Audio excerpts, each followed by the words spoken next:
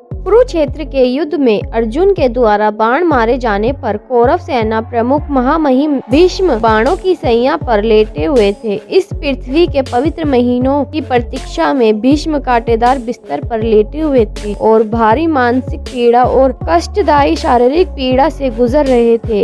एक दिन भगवान श्री कृष्ण युद्ध क्षेत्र में उनसे मिलने आए। अपनी आंखों में आंसू लिए और आवाज से अत्यधिक दर्द के साथ महान योद्धा भीष्म ने श्री कृष्ण से पूछा, हे वासुदेव, मैंने अपना सारा जीवन गौरव और सम्मान के साथ जिया। अपने कर्मों में हमेशा नेक और शब्दों में नरम था, कभी भी धर्म का मार्ग नहीं छोड़ा। यहाँ तक कि मेरे विचारों में भी मेरा व्यवहार किसी के साथ ऐसा नहीं था। स्त्रियां अशोभनीय थी, सबसे बढ़कर मैं आपके प्रति स्वभाव में अत्यंत समर्पित था। फिर हे केशव, आज जीवन के इस अंतिम पड़ाव पर मुझसे यह असहनीय पीड़ा क्यों? मैं ऐसे क्यों जी रहा हूँ? क्या इसे ही जिंदगी कहते हैं? दिन रात इस बाणों की शैया पर अधमरा सा पड़ा रहता हूँ। दिन में युद्ध भूमि से आने वाले युद्ध घोषणाओं को सुन रहा हूँ और रात को अपने प्रियजनों को खो जाने वाले लोगों का हृदय विदारक रोना सुन रहा हूँ और आधी रात के समय गिद्ध शवों का शिकार करते समय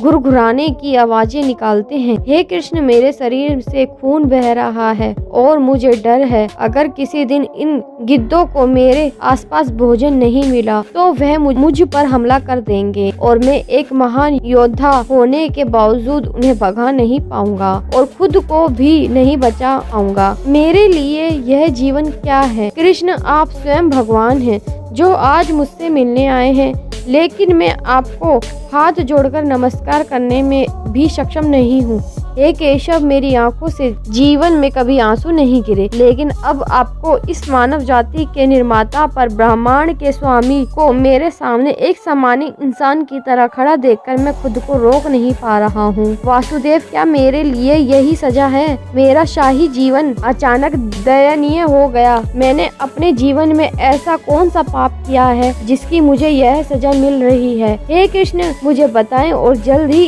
इस पीड़ा से छुटकारा दिलाएं। भगवान कृष्ण एक लंबी गहरी सांस लेते हुए और भीष्म की आंखों में गहराई से देखते हुए बोले, प्रिय भीष्म, जब तक आप यहाँ तक नहीं आए तब तक आप जीवन भर धर्म के मार्ग पर चलते रहे, कभी भी इससे दूर नहीं हुए। आपने हमेशा उदाहरणीय के तौर पर जीवन जिया और हमेशा गर्व और सम्मान के साथ जीवन जिया। आप कभी भी अपने शब्दों में कठोर नहीं थे और न ही कभी अपने व्यवहार में अशिष्ट थे। लेकिन पितामह, आप उस समय चुप रहे जब आपसे बोलने की उम्मीद की गई और उस समय भी चुप रहे जब आपसे सवाल करने की उम्मीद की गई थी। मैं सहमत हूँ भीष्म, आपने किसी भी महिला के साथ कभी अशोक व्यवहार नहीं किया, लेकिन द्रौपदी को आपकी आंखों के सामने आपके राजा के भरे दरबार में जब दुशासन के द्वारा छेड़छाड़ की जा रही थी तब आपने अपना मुंह फेर लिया था। हे भीष्म, आप अच्छी तरह जानते हैं द्रौपदी आपका कितना सम्मान करती थी, लेकिन आपने उस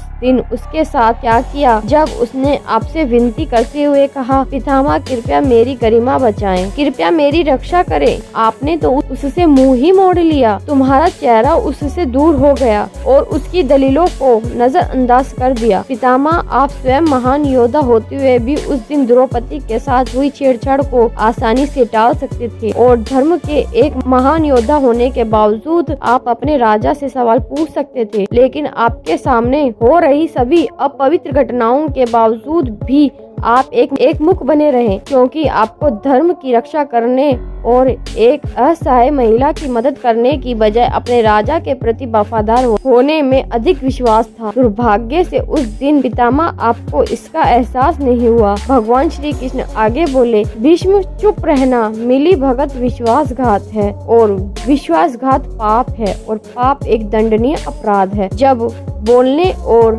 राजा से सवाल करने की आवश्यकता हो तो चुप रहना सजा से मिली भगत करने जैसा अपराध है। हे भीष्म, आपको यह जानना होगा कि मिली भगत को विश्वासघात कहा जाता है और विश्वासघात एक पाप है और पाप भगवान की अदालत में दंडनीय अपराध है, इसलिए आपको इस तरह दंडनीय किया जा रहा है। निसंदेह मेरे मन में आपके प्रति बहुत प्रेम है और बहुत आदर भी है, लेकिन भीष्म, मैं पहले भगवान हूँ फिर इंसान हूँ। भगवान के रूप में मुझे प्रकृति के नियमों के अनुसार कार्य करना होगा, पापियों को दंड देना होगा। दोस्तों, इसीलिए हमें कभी भी देख कर अनदेखा नहीं करना चाहिए। जहाँ बोलने की जरूरत हो वहाँ जरूर बोलना चाहिए, क्योंकि भगवान हमारे कर्म की सजा हमें इसी जन्म में देता है। आपको हमारी वीडियो कैसी लगी कमेंट के माध्यम से हमें जरूर बताएं और अच्छी लगी हो तो लाइक शेयर सब्सक्राइब जरूर करिएगा। तब तक के लिए सभी को राधे राधे।